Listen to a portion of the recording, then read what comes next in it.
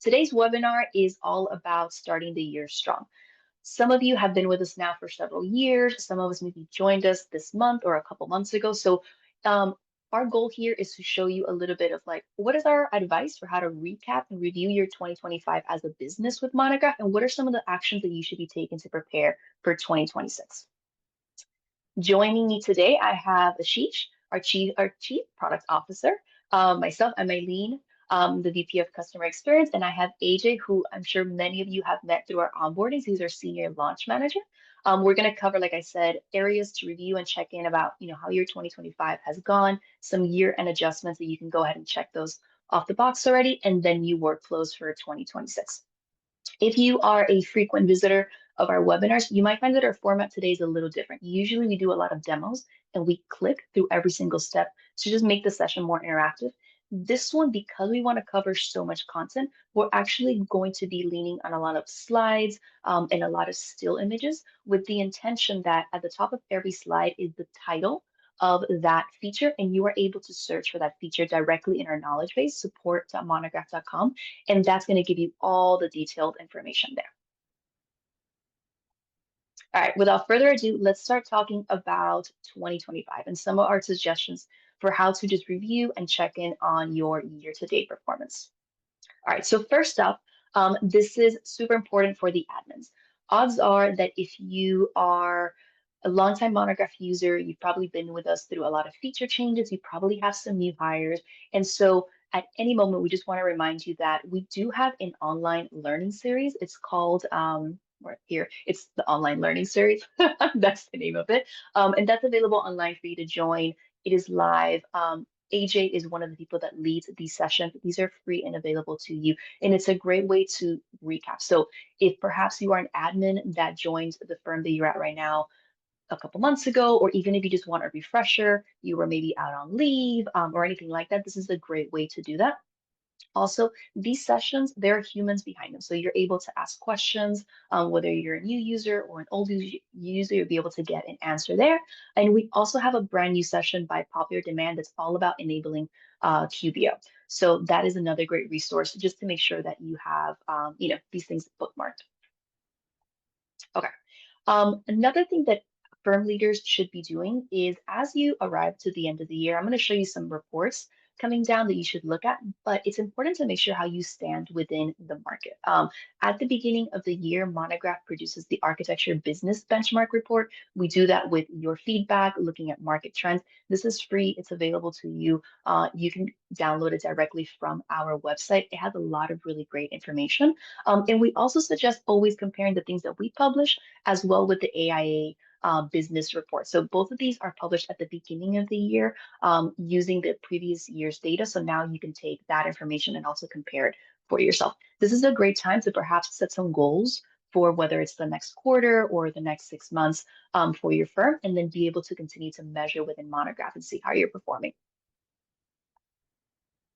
Now, you cannot do a plan for 2026 without looking back, right? So this is my pitch to make sure that everyone is frequently visiting the Analytics tab. It's a really powerful tab within Monograph. It has all of our reports, right? And especially within the Analytics tab, there are two reports that are going to help you to look back. The first one is the profit report. This is going to show you everything having to do with revenue, cost, and your margins by month, right? So it's going to be aggregating that information. This is also a reason why connecting to QBO is really important, because we'll be pulling that cost information as well and making it as accurate as possible. There's also the revenue report, right? So the revenue report, a little different than the profit report, is going to group things by project, and it's going to give you visibility into what you planned, what you logged, and what you issued out in invoices. These two reports, the reason that we highlight them as a way to look back is because they give you a view of your company, what months were good, what months were not so good, perhaps what are different strategies that you might want. Hovering over them is also going to give you this like breakdown where you can see, hey, like, was it just that 1 month we had very high operating costs? Maybe you were in a competition, there was a company offsite, something like that. It's something irregular versus something that you should begin to account for perhaps in your overhead as you think about 2026. So looking back, we also have to look forward. And so the best two reports while you're in that analytics section to use for looking forward is now the profit forecast, right? So the profit forecast is going to take similar information. It's going to take everything that you've logged to your projects in terms of fee, consultant fees, wage information, make sure that your compensation details are filled out. And it's going to give you what we essentially understand to be your forecast that's coming up, right? Like which month are you performing really well? Which month maybe are you light on projected, revenue, right? And like how to handle that. And conversely, right, you also need to look at your team's forecast, right? Because even though maybe you look at your profit forecast and it's looking really great and you're like, we're going to have a fantastic year, maybe when you zoom in at the user level, right, at your employee level, you notice that Fernando is like completely burnt off, right? And he has way more work than he can handle. So now you can use those two reports to understand, okay, we have a couple fantastic months coming up, but we don't have the staff to maintain this. So either we need to, reconsider internship program, hiring more, or maybe delaying some of those project phases. So these two are a great combination, but the whole analytics section is a treasure trove of details that you can look through. All right. Now we're going to talk a little bit about year-end adjustments. This one's going to be really heavy for all of the admins, and I highly suggest that you try to do this before the holiday break. I know it's one less thing, before the holidays start, and that way everyone can be out drinking on New Year's without having to worry that these things are getting done. The first one, this is two very popular things that we get a lot of questions about, is just plan for the future. There's two specific areas that are really critical that you'll want to visit. So one is with compensation changes. You saw those two reports that I just mentioned. That does use compensation data of your employees, right? So you want to make sure that this is up to date. Maybe there's been some recent changes in compensation. Maybe someone changed from hourly to full time. You want to go ahead and do that. One of the things that you can also do is you can schedule these ahead, right? And it'll show you, as you can see in this screenshot below, you can go ahead and schedule those for January 1st or whenever they apply in the year. So this is really important. It affects your reports. You want to make sure that it's accurate and it should be pretty quick for you to do. Conversely, just the same way that you're changing compensation internally, you might be changing your billable rates.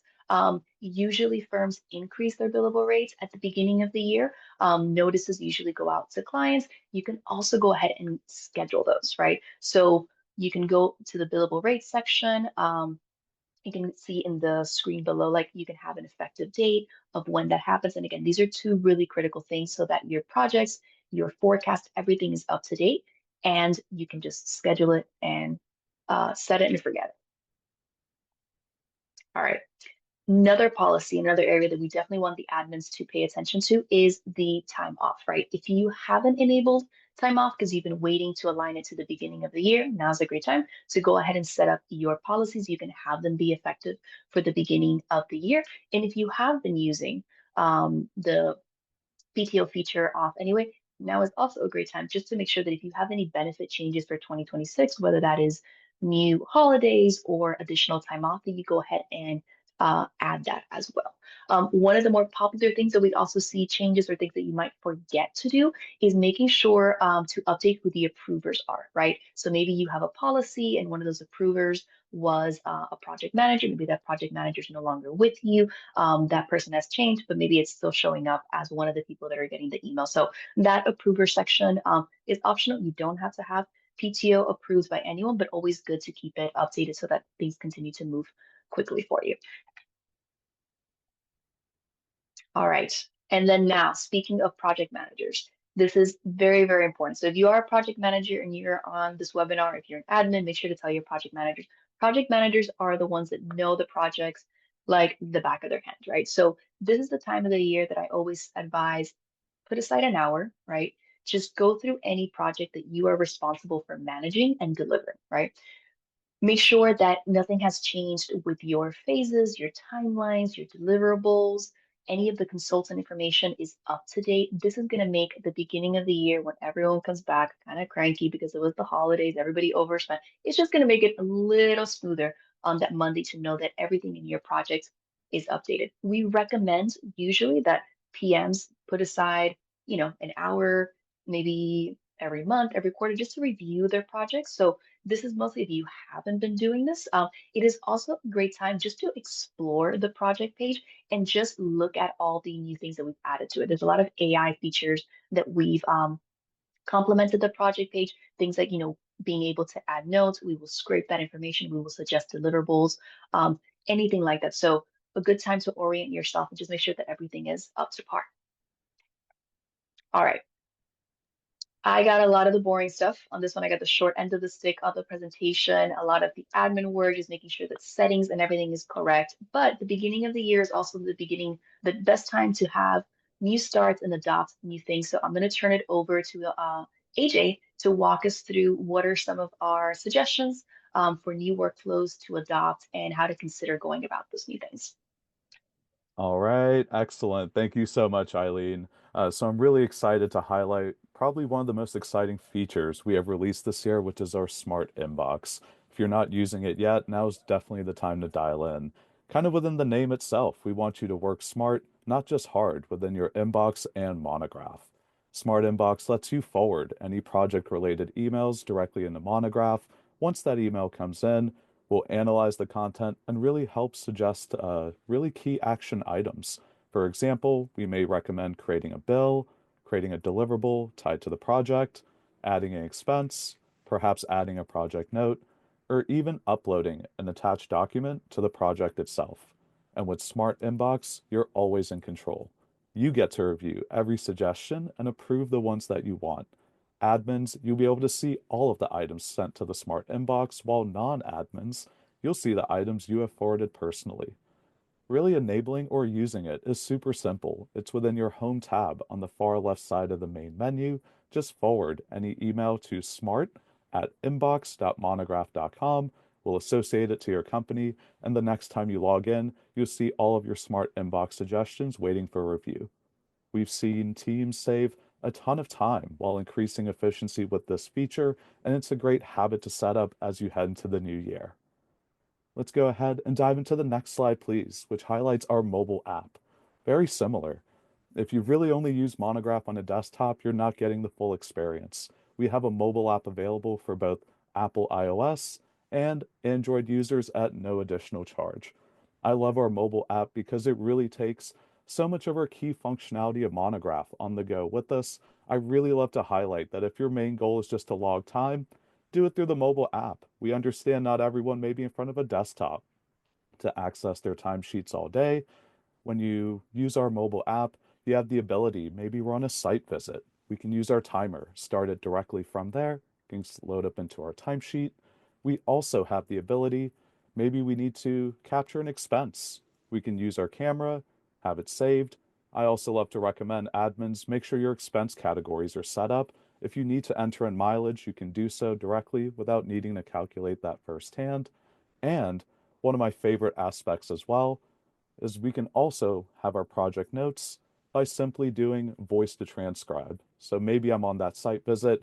Instead of needing to jot down the notes, maybe try to upload a file, I can actually use my own voice to basically dictate and have it uploaded to the project itself. It's really a light, convenient option to get all of the key functionality of Monograph on the go. And then next, and Eileen, thank you so much for mentioning it prior, but if you haven't yet, now is really the time to really benefit from not just QuickBooks Online, but the integration we have complete with Monograph. If your Monograph account is not connected to QBO yet, this is the perfect time to get that set up. When you connect Monograph to QBO, there's going to be several benefits. You have the ability to send your invoices to QuickBooks Online, so that way we don't have to do double entry within both apps. We also have the ability to send our expenses from Monograph to QBO, and we also have the ability to import our cost accounts to ensure accurate reporting. We can even bring over, we might know them as our, we might know them as our customers and our vendors, but we can bring them over as clients and consultants in the system. We offer now a live weekly session with our in-house expert to really review not just setting up the QuickBooks integration, but also being able to answer any questions around best practices. It's open to anyone, and it's a great resource to take advantage of. And for those of you who are maybe still on QuickBooks Desktop, or maybe you're considering the switch, this is a great moment to consider making that switch to online to leverage all of the full benefits of Monograph. We have a guide available for best practices, and You can also talk with your accountant and your bookkeeping team about what that transition will look like. So if you want to get the full Monograph experience, make sure you're leveraging QuickBooks Online with our integration. And just a quick pitch that the next QBO session is actually December 10th. So you are able to sign up. It's in a couple days. Absolutely. We have that linked on our landing page. And yeah, I believe you can sign up within 2 weeks in advance. And then perfect. Thank you so much, Eileen. And now we'll have one of my favorite features in Monograph, which is the staffing feature. When we open up staffing within Monograph, for those of you that have been with us for some time, this is where we use Monograph for not just resource management, but monitoring capacity. This is where we have the ability to really staff, or based on our people, we can view their capacity, we can make allocation adjustments if needed.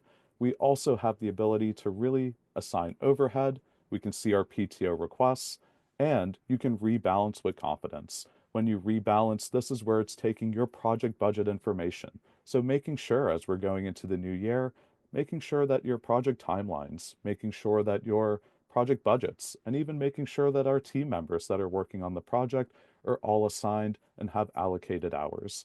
That's where I'm a huge fan of staffing because it really helps us understand as a firm which projects to focus on.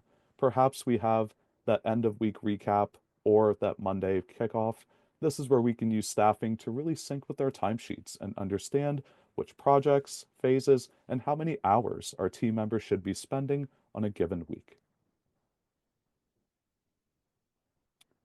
And then that's not just it. Within staffing, we also have the ability to staff not just by people, but by project as well. Within the project view, this is really where we have the ability to dial on in, and we can see over here by being able to stay on budget, we can see our projected total work based on not just our time logged, but what is staffed moving forward. We also mentioned the ability to rebalance with confidence, and so we can keep our staffed hours on target to your planned time and remaining budget. And when we say adapt with ease, this is actually one of my favorite parts of the staffing projects view. It's almost like an extension of your project budget page if we need to adjust our timelines, our max hours, or perhaps we need to add or remove team members. We can do all of this within the view and it syncs back to our budget page. So this is where I really love our staffing feature. This is also part of our Level Up Learning series, available anytime on demand. And again, we highly recommend exploring staffing. That way we come into the new year knowing which projects and we can just hit the ground running. And with that said, I'll go ahead and pass it off to Ashish to really highlight our best consultant, invoicing, and payment workflows. Over to you, Ashish. Thank you, AJ. First, I have to apologize because I do not have AJ's beautiful voice, and so it will not be as soothing as you've just experienced. So yeah, we wanted to talk a little bit about consultants. So this is relatively new feature. We've had it for most of this year now, but just wanted to highlight that this really helps. Our general goal is to try to cut down on a lot of the kind of admin work that you're doing and get you out of your inbox. Whether that's through the smart inbox that was shared earlier or with your how you collaborate with your consultant. So here, what we've introduced is the ability to invite your consultants to collaborate with you on Monograph. And what that allows them to do is they can see a pretty simplified version of the Gantt chart so they understand the kind of timelines. You can assign them deliverables. You can request bills from them. You can even converse with them through our notes feature, which is also available on mobile, which is really cool. So yeah, the general goal here is for you to be able to kind of cut down on a lot of that back and forth that might be happening separately. And also you'll then have a record of all that information all within your project and Monograph, which is great. So just to kind of highlight again, ideally in some of our, our customers that have had the most success, their consultants are uploading their bills right from Monograph, and in their experience, they've signed up for Stripe on their end. So actually, this whole process is super streamlined where they can upload the bill. You can see that bill. You can make sure that it's fine, review it, approve it. Then you can then attach that directly to your client invoice if you so choose. And then once that client bill is paid, you can then go and pay when you've been paid, which is often, the payment terms that you all have. And like I said, a lot of our consultants have actually signed up for Stripe so that you can do that all electronically. So the entire goal here is to make this all very seamless. No kind of tracking down various pieces outside of that. And then one, it's not mentioned here, but I wanted to highlight because it might be a little hidden, is now when you go into your directories, your client or consultant directories, we also kind of summarize per consultant or per client all of this history in terms of what bills are available, what bills need to be paid, et cetera. And on the client side, what invoices and that kind of thing. So maybe a little bit buried, but now, we're really focused on the relationships you have with these folks and trying to make that a lot easier to understand.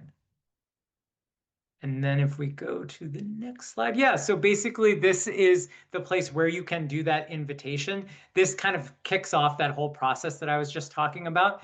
You can, within the consultant directory itself, you can invite a consultant, and that will be effectively what that will do is invite them to any projects that you've currently added them to. And then also you can choose to just make that automatic going forward, simplify your steps. And what that will do is once they've accepted that invite for the first time, any subsequent projects that you add them to, they'll just have access to. So it really kind of streamlines this whole process. And yeah, hopefully is very straightforward. And you can do that also when you're building out your project and you add them, you can go ahead and invite them at that moment as well. Great. Then we'll go into invoicing. Anyone that's been to many of these webinars knows that I'm going to hound you, and hopefully in a good way. We know that the number one issue for any small business, and especially services businesses, is cash flow. And so it's really important to ensure that you kind of have a regular cadence around invoicing so that you kind of minimize all that, any of those concerns or any of those times when cash flow might be an issue. So we have a couple pieces of advice, in addition to just kind of using invoicing. One is delegation. Our goal with Monograph is to make the finances so simple that anyone can do it, anyone has access. And so again, some of our strongest clients have delegated the creation, at least, of invoices and maybe the whole process to their PMs. And the rationale here is twofold. One, when you have a single person, maybe even an external bookkeeper doing all of this work for you, that really slows you down. And the slower that is, the longer it takes for you to obviously get the money, but also find issues or things of that nature. And also the PMs are the ones with the most context on these projects. So why not have them actually create the invoices, do all the hard work to potentially write off any time that you don't want to build a client for, which is a new feature, in the last few months that we introduced, which allows you to kind of say, oh, if a particular person kind of went off the rails and you want to write that off, or if it's just more of a situation where the whole team kind of spent more time than you're willing to bill for, you can now do that. And the benefit of doing that is actually a lot of our automation features, like the batch creation, will take that into account. So for example, you can write off some time and have your PMs do that. And then even if you didn't want them to actually create the invoice, you can just then go and select whatever projects you want and batch create them. And our suggestion is to make sure you're doing that every month. Even if you have a relatively small balance that you want to charge for, just getting in the habit of always getting that invoice every month and just paying it is good for you and for your clients. And I think they'll appreciate that from the visibility standpoint. And I think you'll appreciate that from getting kind of regular cash flow and not these ups and downs. All right. And then besides creating the invoice, let's get you paid. So sending out the invoice is part of the equation, but the other part is actually getting paid. And so this is often, just candidly, I think there is still a lot of resistance to using kind of pretty standard payment methods.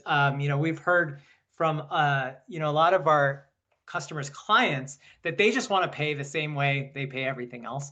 And so I would just really encourage you to think about this This summary is a good way to think about it, is like, every day that your payment gets delayed, you're essentially lending your client money. Besides that, the more friction you add, the more likely that you eventually don't get paid. I think it's like, unfortunately, we see this information in Monograph. So we know that about 5% of invoices just never get paid if they don't have payment, any kind of electronic payment. Whereas when they do have electronic payment, that's 1%. So that's it. That's actually saving you 4%, which kind of hits, I think, I know everyone kind of, the very first thing that most people say about online payments is the fees. And I think just reminding yourself that you're not just paying it just to pay it. There is a reason that it costs money, and it's the speed, and it's the reduced friction and the likelihood that you are going to get paid. And I know it might seem like people will always pay, but that's just not true. And so I think keeping in mind, this was actually from the last webinar, and I'm just going to reinforce it. These are just general e-commerce best practices, right? And ultimately you do run an e-commerce business in a lot of ways. You might not think of yourself that way, but that is the truth, and that is the expectation of most consumers in this world today.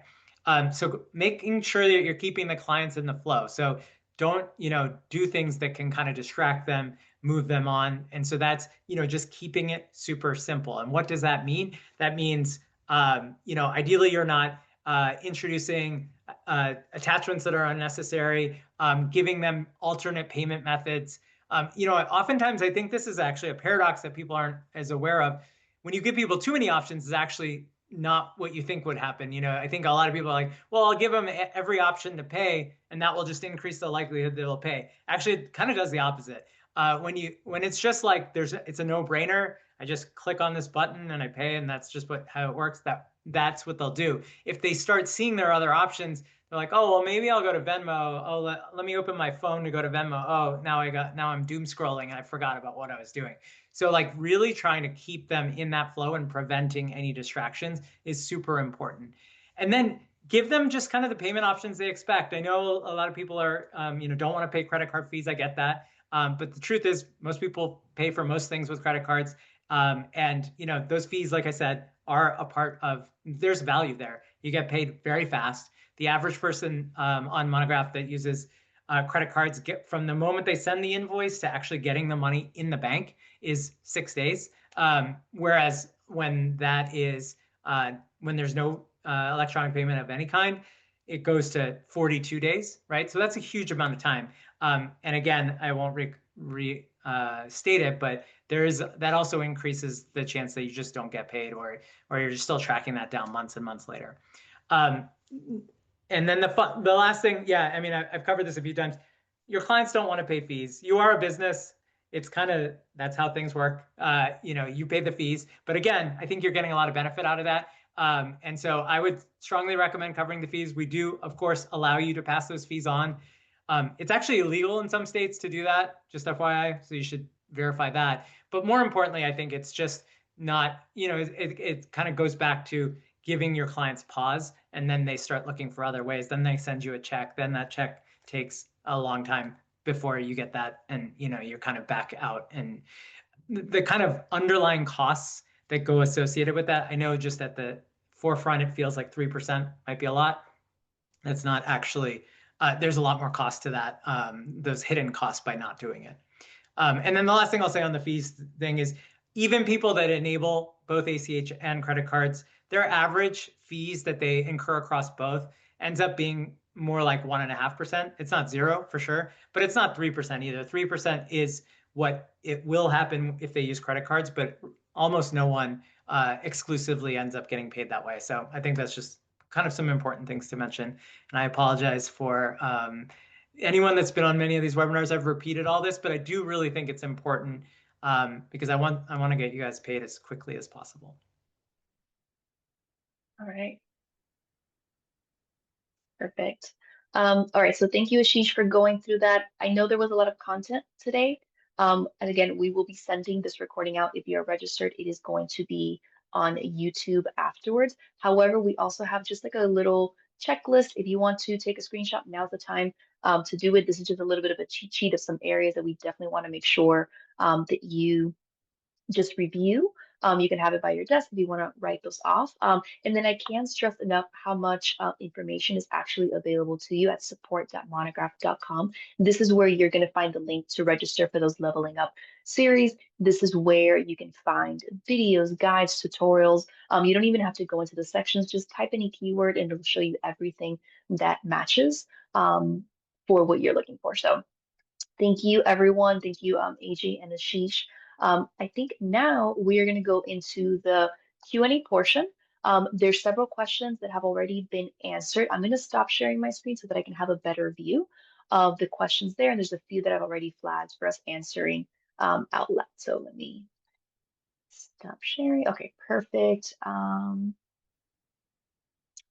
Okay, sorry, I'm catching up. I don't know if there's a oh, actually, here's a great question about rate changes. And so, Ashish, I think you'll know the answer to this, even though AJ, you might have been typing one as well. So will the rate changes be able to be backdated? The example that they give is that they don't always have their approved rates exactly by January 1st. Sometimes because they work with the government, it can take a month or two to get those rates approved and to hear back, but they've already, like they generally know that those rates are going to go in. AJ, I might actually call on you to, if you do know the answer. I think the answer is yes, but I'm actually not 100% sure. Yeah, so I know that for rate adjustments, if we have it within the, like, let's say we have a rate within the role itself, the rate adjustments are for moving forward. Normally what we see is that if we're still maybe working with like a previous rate, that's created as almost like its own separate rate option. Like we would have, for example, a 2025 rate and then a 2026 rate. But that's simply because we can only apply the adjustment moving forward, not necessarily backwards. And what that would look like at the project level is in your budget, you do have the ability to actually, if you have invoiced, you can add basically that same role with the new billable rates. Or if you have not invoiced yet, you can certainly modify it if you'd like. Cool. All right. Something, this one just came in from Brad. He's curious to know, will there be updates to staffing by projects so that time off and overhead resourcing is reflected? So yeah. So the project view is meant to kind of keep track of the actual project. When you look at any individual, and it's been a little while since I've looked at this, but I'm pretty sure this is true, that it shows their overall capacity. So that should all take into account their overhead, any other overheads they're working on, or any PTO. But if you want to just flip it to the people view, that kind of shows each individual separately. But yeah, the project view has a lot of information in it. Generally, what it's trying to do is show you how you're tracking against the project. But if you hover over any particular person, I believe it shows in that week how much overall capacity they have outside of this project. And AJ, correct me if I'm wrong about any of that, but I believe that's the case. Yeah, no, that's exactly it. Normally to see like any sort of like time off or any sort of overhead, that's where the people view is used, whereas the project view is more the resourcing or the budget extension. So yeah. Awesome. Hopping around a little bit back to consultants. There's a question here from Javier about what aspects of the projects does the consultant see? Just to clarify there. Yeah, for sure. So I assume this is when you invite a consultant to collaborate.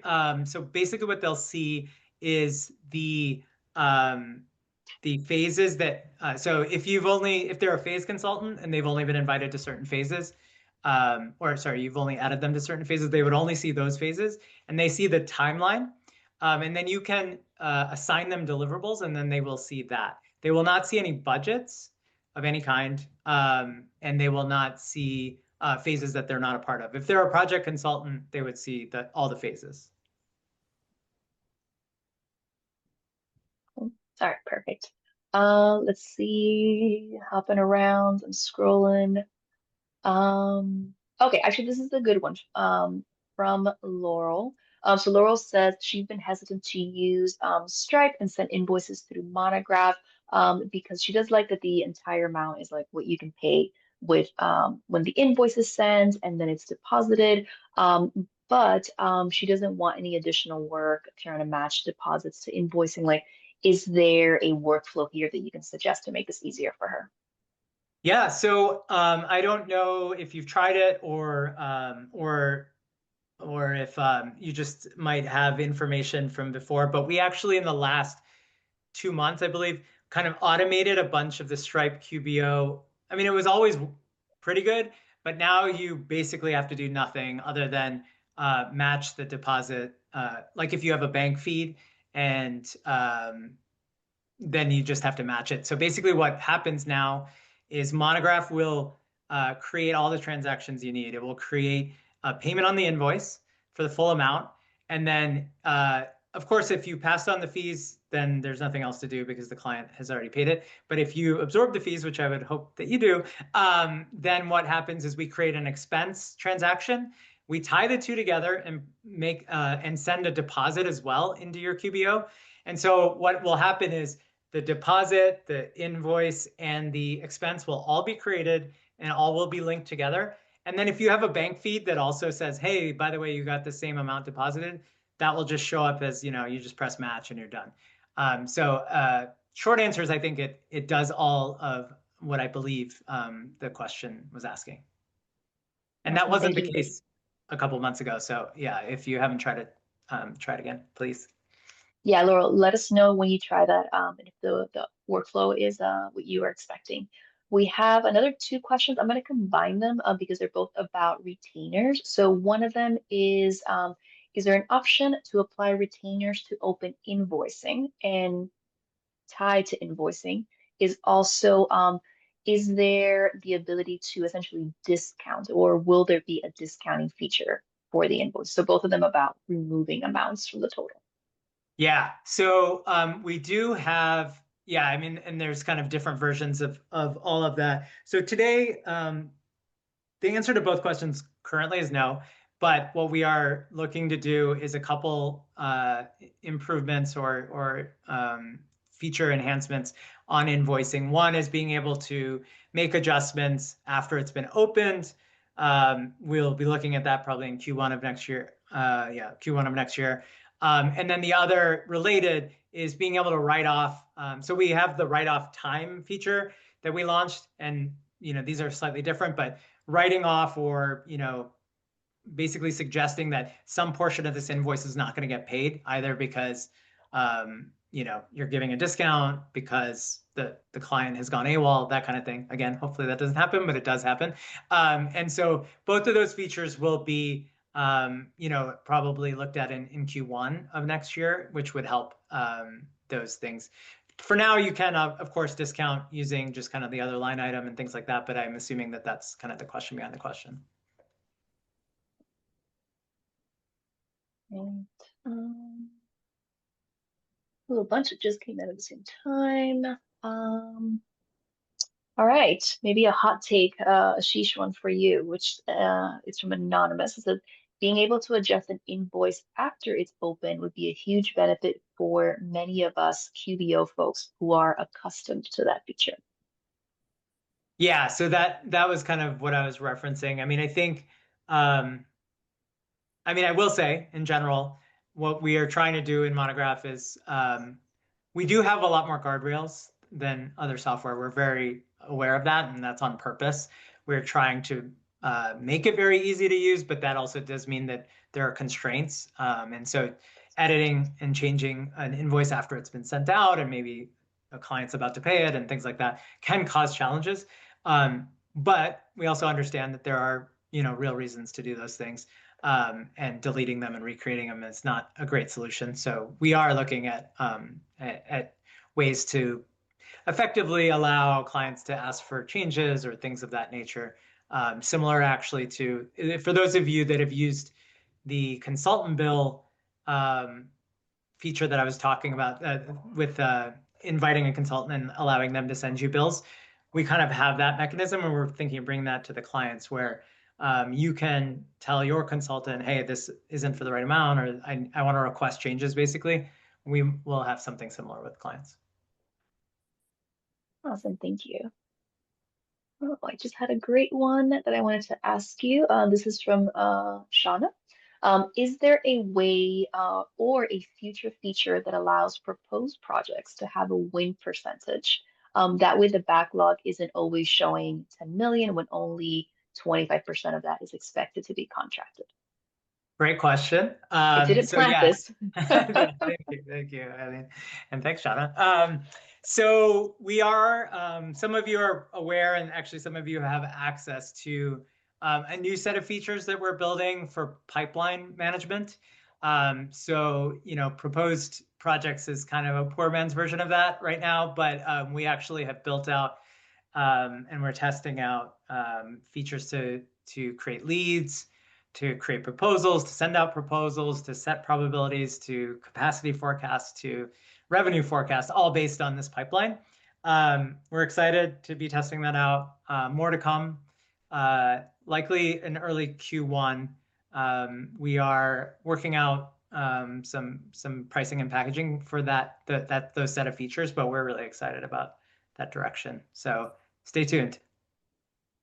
Yeah, more to come at the next webinar, most likely. Yes. AJ, I see that you flagged a question here for answering live, so I'll pose it to you, which is what's the difference in, oh, actually, maybe this was for Ashish.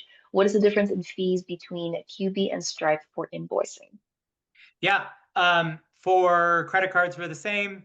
For ACH, we're the same or better. And the reason I have an or in there is it depends when you signed up for QB payments. Right now, ACH is on, if you sign up for a QB payments today, ACH is Mhm. uncapped. So it's 1%, but it's like, that could be $10,000 on a $100,000 invoice. On Monograph, it's always capped at $15. So, I would argue it's effectively a very small fee on ACH. So I think that's actually a very meaningful difference. I mean, personally, the pricing is of course important, but I think the reason to use us over uh, QuickBooks is the entire workflow happens in Monograph. All of the uh, customer interaction, you're sending out your invoices and things like that. If you're using QuickBooks to do payments, that means you're creating, well, hopefully you're still creating the invoice on Monograph, but then you're sending it to QuickBooks, then you're sending that to the client. There's just a lot more steps. You're not getting the benefit of reminders. You're not getting the benefit of seeing the views. I mean, you can do all that in QuickBooks or some of that in QuickBooks, but it's just all in a totally different place, whereas it's completely integrated in Monograph. So that would be the primary thing, but cost-wise, it's as good as better. As good or better, I should say. I would Awesome. actually argue better to that point, Ashish, Yeah. because to my understanding too, we've seen that with ACH transactions, there may be a limit to what QBO can process, but we do not necessarily have Oh, a that's true. known limit on the Stripe side. That is true. Yeah, we've processed $400,000 invoices, which is kind of wild. Awesome. All right. I have a question here. We might be right around time. Is there any plan for Monograph users to be able to change the global fonts used or colors used in the invoice builder? No. I'll set I'm you up just for being that one. candid. Anyone that knows me, I'm very direct. Just, a big part of Monograph. We understand, obviously, branding is very important. No question there. But at the same time, the purpose of an invoice is to get paid. And so our hope and our goal is to make that as easy as possible, and kind of streamline that process versus, trying to continue to customize it. Think we probably have room for one more. This is about Gantt charts and just like the visibility. Is it possible to have the Gantt charts show smaller on the main project page? It's a good suggestion, or I mean, it'd be interesting to understand the why behind that, but I'm sorry, I I haven't heard just that. closed it. I I haven't heard missed that it. before. Yeah, I think what they were trying to suggest, and I think if to the person that wrote the sorry, I closed the question and now I can't find it quickly again. It's if you're on the main project page, just make sure that there's like that scale that you can use of like weekly or Yeah. quarterly or like Hmm. annual. That will help you to move it. I think likely what you're having is just like a little bit of overlap issues, or maybe if the projects, the phases are nearby, they're overlapping. So that should help with that view, especially if you're just trying to see an overall. So. All right, so we're just a little bit past time. I've scanned the questions that are here. Most of these Q&A actually, as I'm seeing them, I think a lot of these are feature requests. They're great feature requests. And so thank you for submitting these. Just a note on feature requests. We love getting your feature requests. The best way to send them to us is to use the chatbot inside of Monograph. You can send a feature request. We have a whole AI feature. We have a whole automation. We don't just pitch that you use automations, we use them ourselves as well. We get your feature request, it gets reviewed, it gets sent over to the product team. They review it, they categorize it, and then before every quarter, as they work in themes, the Sheesh and the rest of the product team review those so they can work efficiently in bundles and get as many features out to you so that we're not just kind of like at random improving different parts of the app. So don't ever feel that we're not getting your feature requests. We definitely get them. And so continue to send them, even all the ones that are here. I will personally log myself. So, all right. AJ and Ashish, thank you so much for being on the webinar with me. Thank you for everyone that stuck around. Again, we will send the recording so that you can have all the information and just lean on support.monograph.com. It has all the information there, or just send us a message through the app and we're happy to help you. Thank All right. you. Thank Bye. you.